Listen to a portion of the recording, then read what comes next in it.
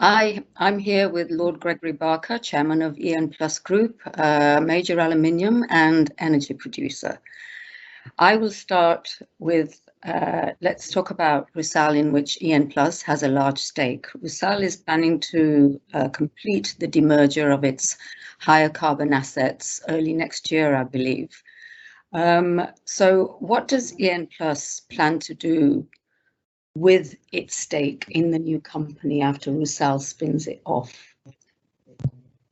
Well, that's a very easy one. So we will immediately pass back the 57% of the company that N Plus will receive in the demerged interest in the demerged company to our own shareholders. So it is not the plan of N Plus Group to continue to hold shares in the demerged entity. We are passing that back to our shareholders. Basically, a new company will be created called Alplus, and a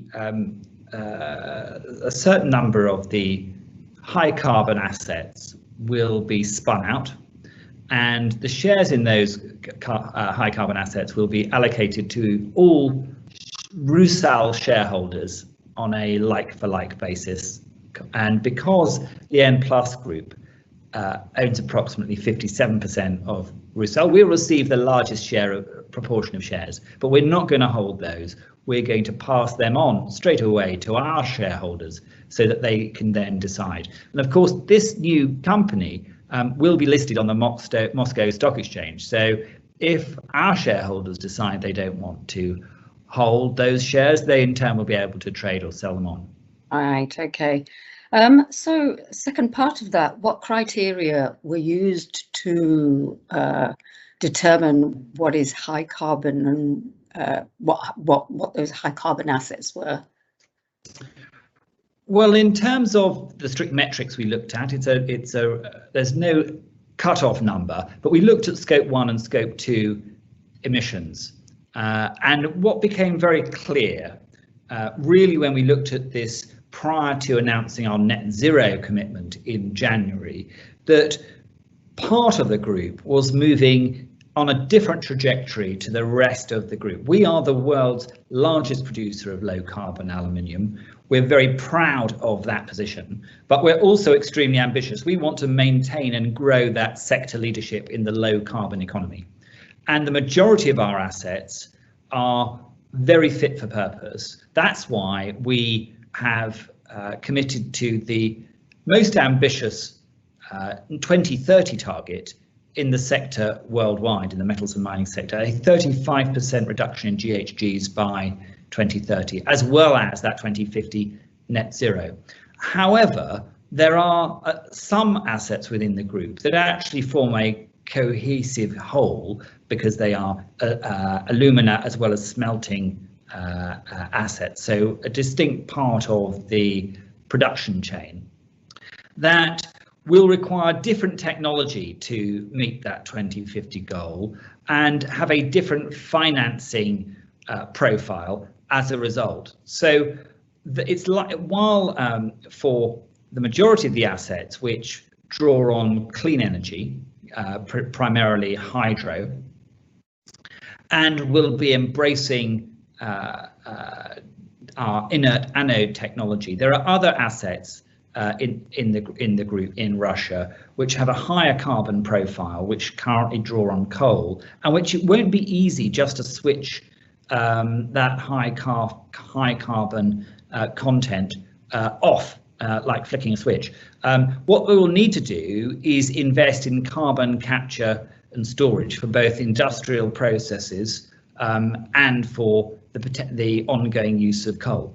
And that has a different timescale for commercial deployment compared to the other technologies that the group is looking at, which we expect to be reaching commercial scale by the end of the decade.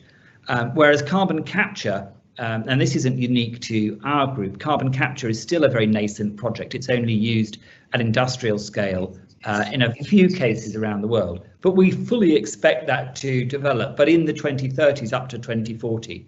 And it will also require a different type of finance and will have a different type of investment curve. So we think it makes sense to divide the business down those technology lines and given their different funding profiles in order to maximize the returns to our shareholders. But what this isn't, and this is really important, this is not a slow, fast strategy, because at the end of the day, both companies will be committed to a low carbon future and will be committed to a net zero in 2050, but they will be taking very different routes to get there. Yes, yes.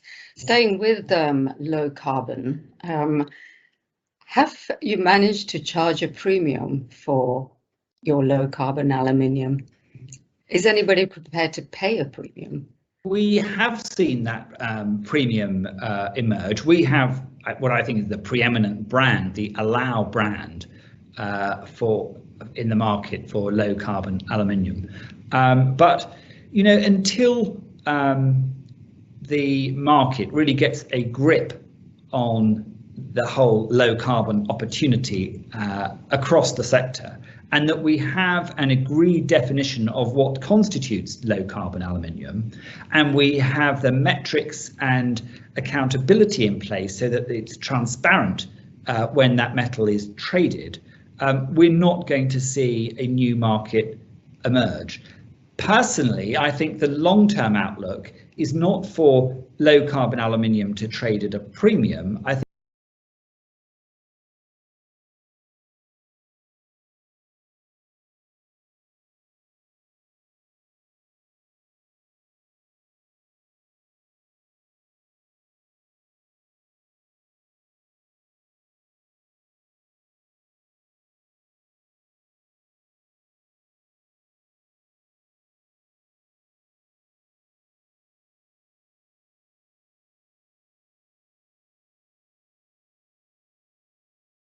to trade at a premium, I think it's more likely that high carbon aluminium will trade at a significant discount, because the cost of carbon is going to be implicit in the selling price of the metal.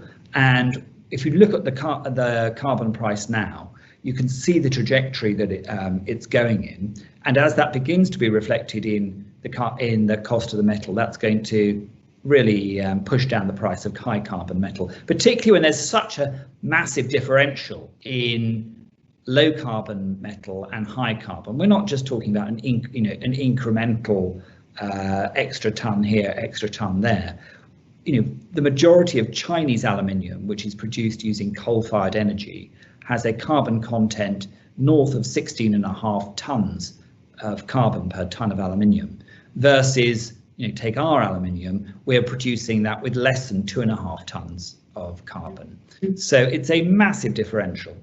So nobody has actually paid a premium for it yet, not to resell. Yes, no, there are premiums, but they're small. There are premiums paid in different markets. I don't want to give a particular figure, but it's not huge.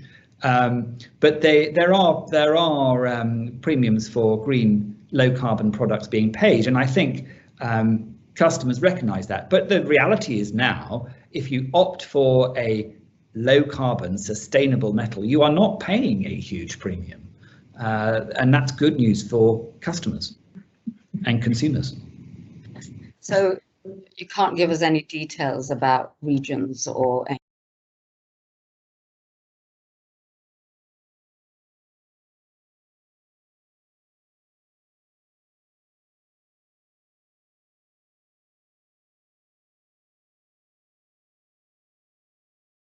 any sort of levels of premiums? I can't. Small, but are there any levels? Not that I can share with you today. Okay, fair enough. So the other one on my list is Russia's industry minister has held preliminary discussions with metal producers about buying their metal for the state's stockpile. Now, has the industry ministry approached Rusal for aluminium? Is there have they approached Rusal? Well, there is a ongoing discussion in Russia, and I think very understandable, for concern about the rising prices of commodities, of which aluminium is just one.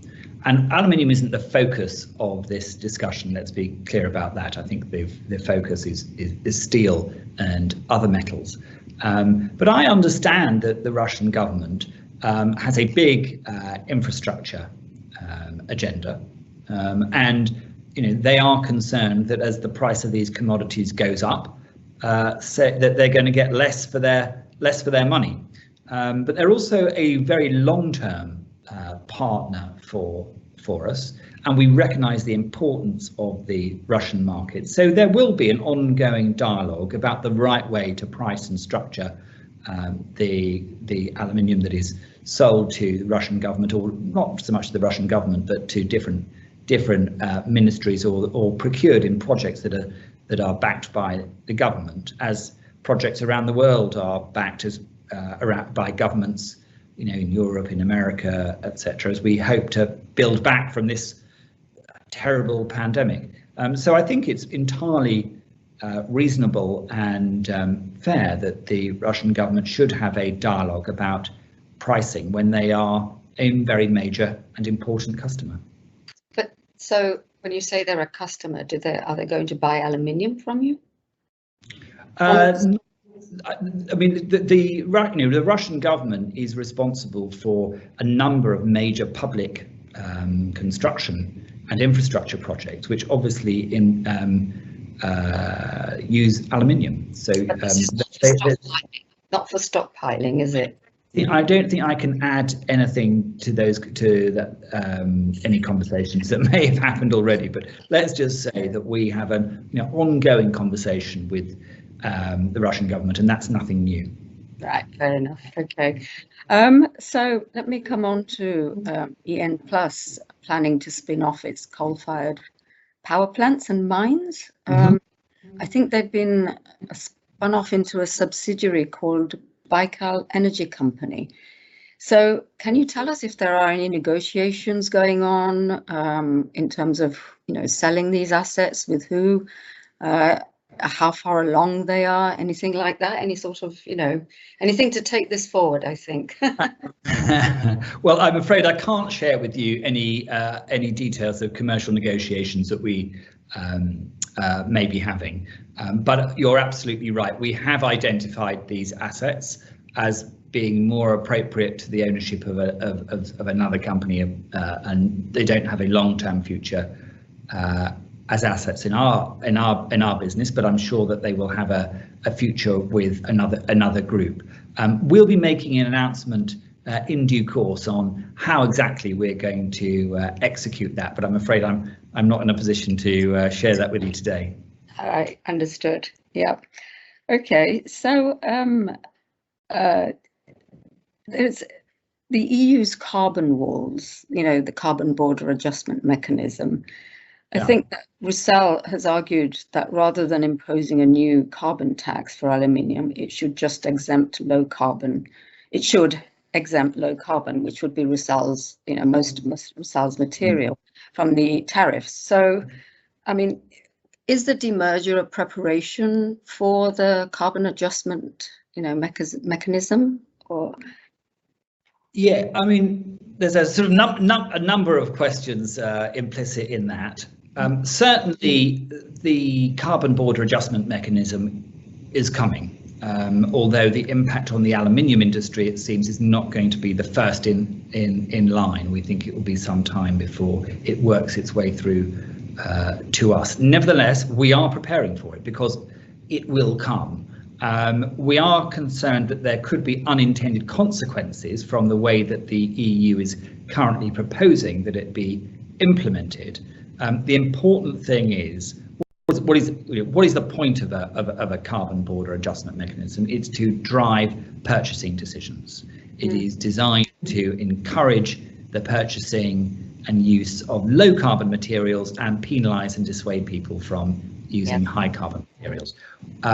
We think there are simpler ways to do that, and ways that would avoid unintended consequences. The most obvious would be to start by zero rating low carbon aluminium at the point of entry. Just reduce tariffs. The trouble with tariffs, and why WTO negotiations are notoriously lengthy and tricky, is because it's very easy to have huge complexity and unintended consequences without wanting to go there, but suddenly it all just rolls off in a direction that the negotiators weren't expecting. Now that happens when you push up tariffs. If you remove them, nobody's going to have objections to tariffs being removed on low carbon products. And what I would love to see, because I am really a free trader at heart, is a free market in low carbon goods and services generally, not just aluminium. But if we're really going to put rockets under the low carbon economy and use this global reset in the economy following the COVID pandemic, if we're going to make the Green New Deal, the COVID recovery packages around the world really get the maximum bang for the buck, we've got to ensure that we're not just building back better by building infrastructure that will help support the low carbon economy. We've got to buy back better. We've got to make sure that we aren't unintentionally building green infrastructure in Europe or North America that at the same time is ramping up the coal-fired power stations of China, because it's these infrastructure projects are sucking in high carbon metals and materials and commodities from other parts of the world. That would be a terrible unintended consequence. So we need to make sure that whatever mechanisms we have drive in the simplest way possible the use and take up of low carbon goods and services. So and aluminium is right at the centre of that debate. Yes. So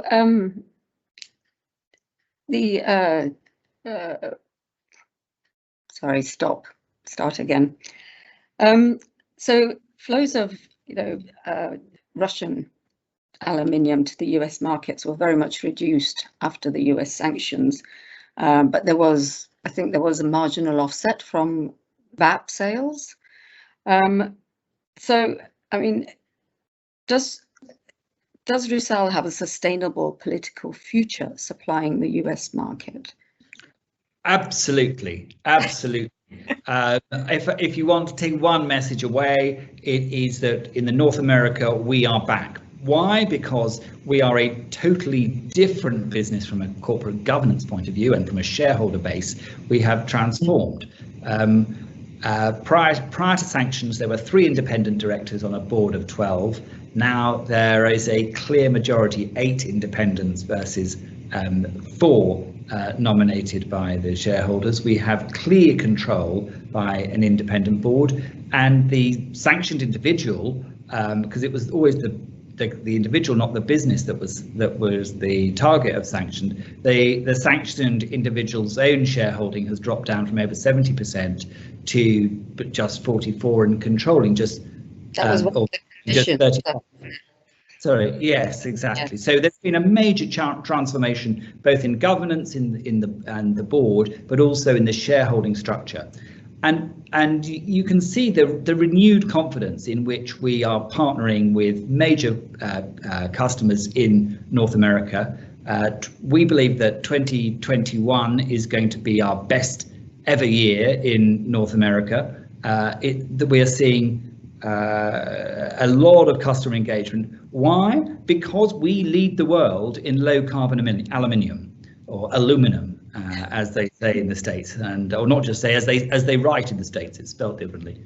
And low carbon aluminum is something that I think most major North American manufacturers are realizing is the go-to metal for making their own products more sustainable. And it's a very easy switch. It doesn't require them to make a big technological leap.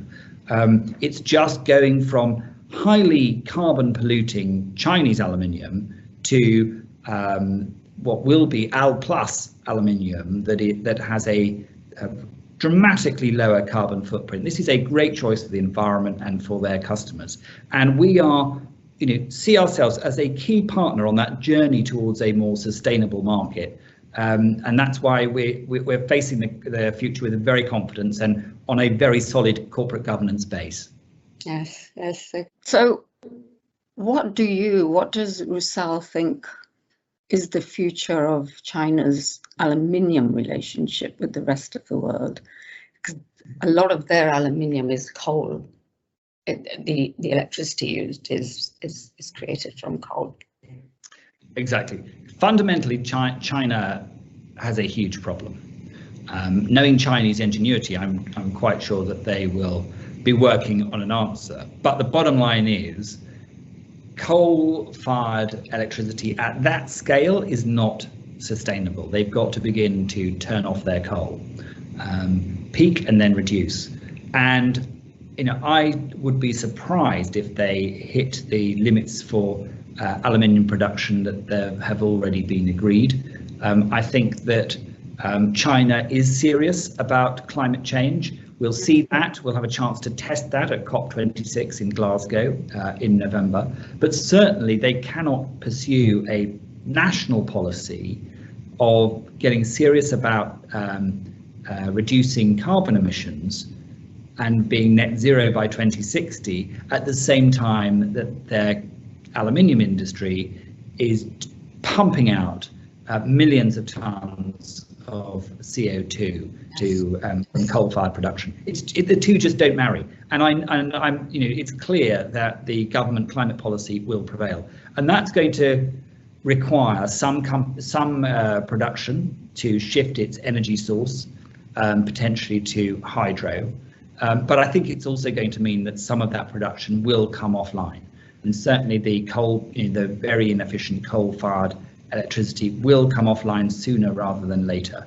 Now, trying to put a date on that is a little bit more tricky. But certainly also as the price of carbon begins to be reflected in the pricing of these metals, as I believe it will be sooner rather than later, then I think that will hasten that decision to take those metals offline. Okay, and one final one about the market. I would say, looking at Rusal's planning strategy, where would you see the biggest growth area for aluminium demand? Well, clearly the electric vehicle market is growing tremendously and is set to grow much more through the rest of the decade, but so is renewable energy, so is construction. I mean, if you see the amount of money that's now earmarked for industry, and increasingly aluminium is used in energy infrastructure projects, but also in buildings. It has a multitude of sustainable uses for low carbon buildings because of its thermal properties as well as its lightweight and flexibility.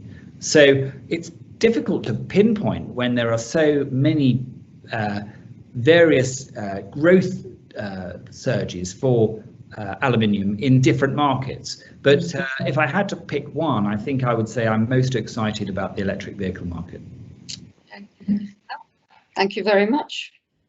Pleasure to talk to you. You too. Thank you very much. Okay. Bye-bye.